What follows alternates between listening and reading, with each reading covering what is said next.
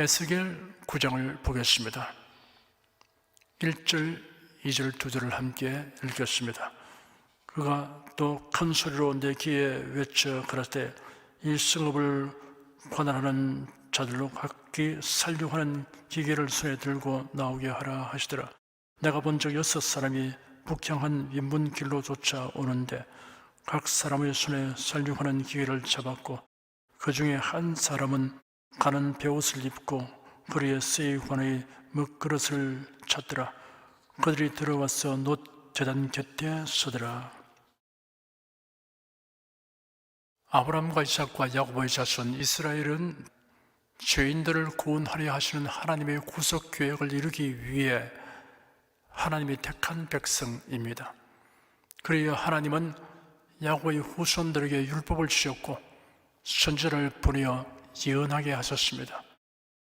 야곱의 후손들은 이러한 특권과 사명을 저버리고 우상을 섬기는 데까지 타락하였습니다.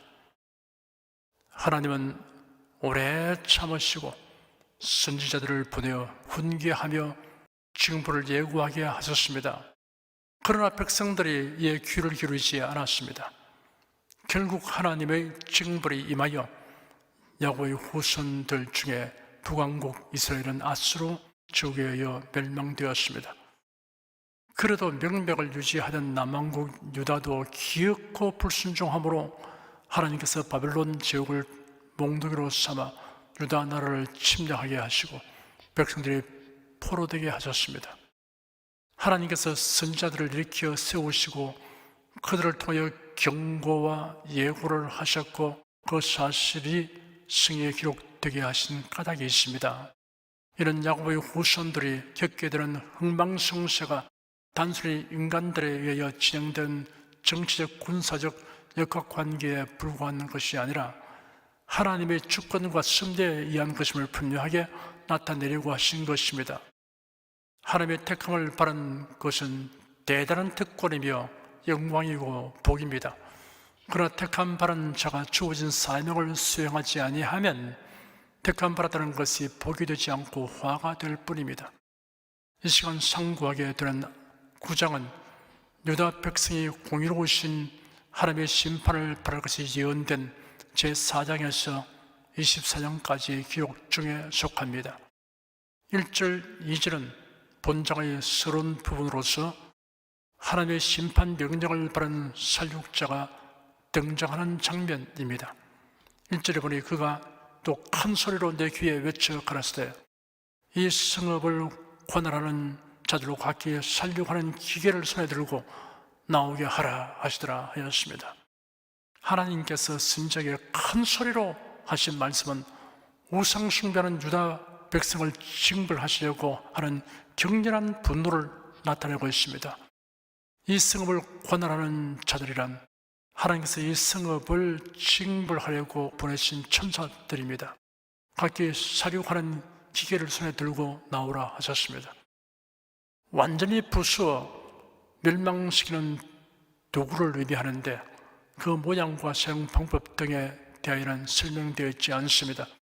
지난 역사를 보면 바벨론 군대가 살육하는 기계였음을 알 수 있습니다.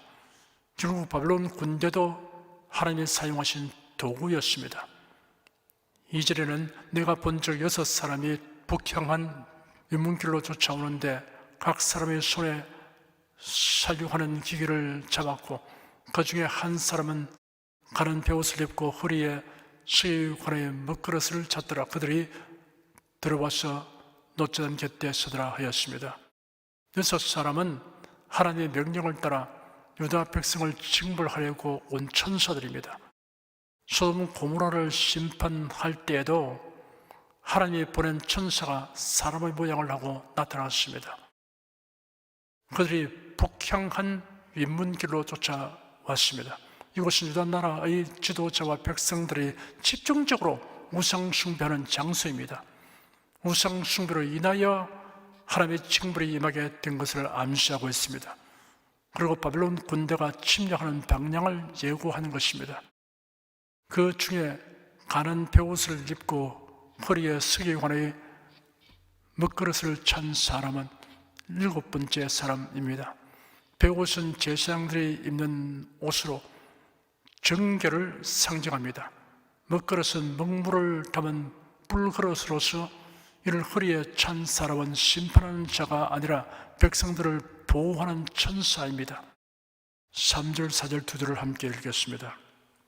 그룹에 머물러 있던 이스라엘 하나님의 영광이 올라 성전 문지방에 이르더니 여호와께서 그 가는 베옷을 입고 서기관의 먹그릇을 찬 사람을 불러 이르시되 너는 예루살렘 성읍 중에 순행하여 그 가운데서 행하는 모든 가정한 일로 인하여 탄식하며 우는 자의 이마에 표하라 하시고, 하나님의 영광은 하나님의 인재를 의미합니다. 하나님께서 성전 문지방에 이르러 가는 베옷을 입고 먹그릇을 허리에 찬 천사를 불러 지시하셨습니다. 너는 예루살렘 성읍 중에 순행하여 그 가운데서 행하는 모든 가정한 일로 인하여 탄식하며 우는 자의 이마에 표하라 하셨습니다. 온 나라의 우상 숭배가 만연한 중에도 이를 가정하게 여기고 탄식하고 우는 자들이 있었습니다. 이 사람들의 이마에 표하라 하셨습니다. 그 표가 어떤 모양인지 알 수는 없으나 하나님의 진노와 징벌의 대상에서 제외된 자라는 표시를 한 것입니다. 이스라엘 백성이 애굽에서 해방되기 전날 하나님의 지시를 쫓아 그들이 거주하는 집 문의 좌우 설치와 임방에 어린 양의 피를 발라 표시하였습니다. 그 밤에 죽이는 천사가 그 피를 보면 그 집에 들어가지 않고 지나갔습니다. 이 역시 하나님의 징벌 대상에서 제외되도록 표시한 사례입니다. 역사의 종말에 천사가 하나님의 종들의 이마에 인을 치는 장면이 요한계시록 7장 1절에서 3절에 기록되어 있습니다.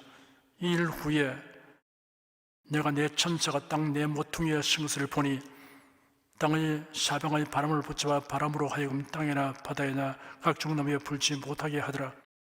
또 봄에 다른 천사가 살아계신 하나님의 인을 가지고 해 도는 대로부터 올라와서 땅과 바다를 해롭게 할 권세를 얻은 내 천사를 향하여 큰 소리로 외쳐가로되 우리가 우리 하나님의 종들의 이마에 인치기까지 땅이나 바다나 나무나 희하지 말라 하더라. 에스겔서에 하나님께서 천사에게 명하여 이마에 표하게 한 사람은 하나님의 보호를 입을 사람들에 대한 표시입니다. 반면에 마귀도 만세 사람의 이마나 손에 표를 받게 합니다. 계시록 13장에 보면 저가 모든 자, 곧 작은 자나 큰 자나 부자나 평범한 자나 자유한 자나 종들로 그 오른손에나 이마에 표를 받게 하고 누군지 표를 가진 자 외에는 매매를 못하게 하니 이 표는 곧 짐승의 이름이라 그 이름의 수라. 지혜가 여기 있으니 총명 있는 자는 그 짐승의 수를 세어보라. 그 수는 사람의 수니 666이니라 하였습니다.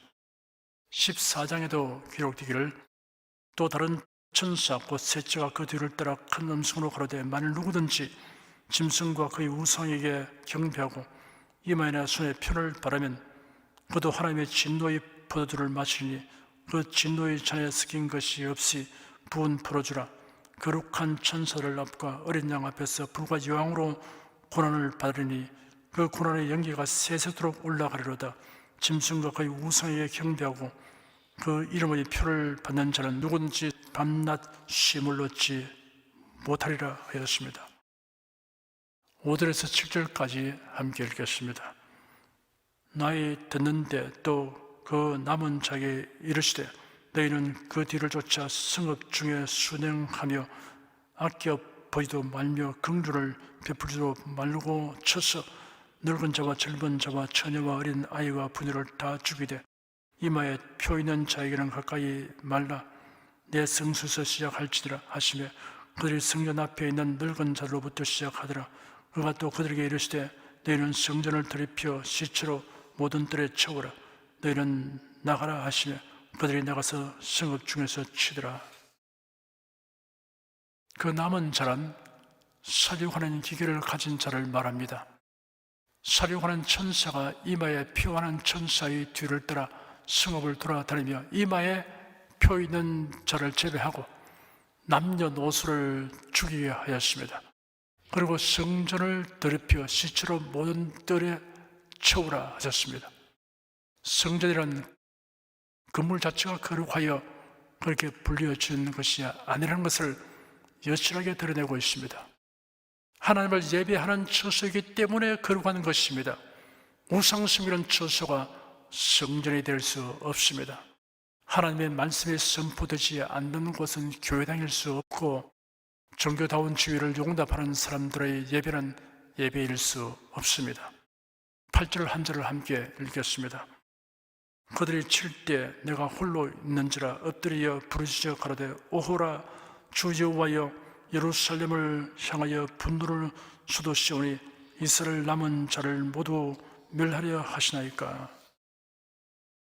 이마에 표를 팔아 사륙을 멸한 사람이 너무 적어 에스겔 선지자의 눈에 띄지 않았는지 그들이 칠 때 내가 홀로 있는지라 하였습니다. 에스겔은 하나님의 징벌이 임하는 것을 보면서 참담한 심정으로 엎드려 부르짖었습니다. 하나님의 자비를 구하였습니다.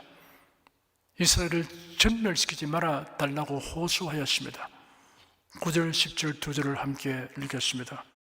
그가 내게 이르시되 이스라엘과 유다 족속의 죄악이 심히 중하여 그 땅에 피가 가득하며 그 성읍에 불법이 찼나니 이런 그들이 이르기를 여호와께서 이 땅을 버리셨으며 보지 아니하신다 하미라.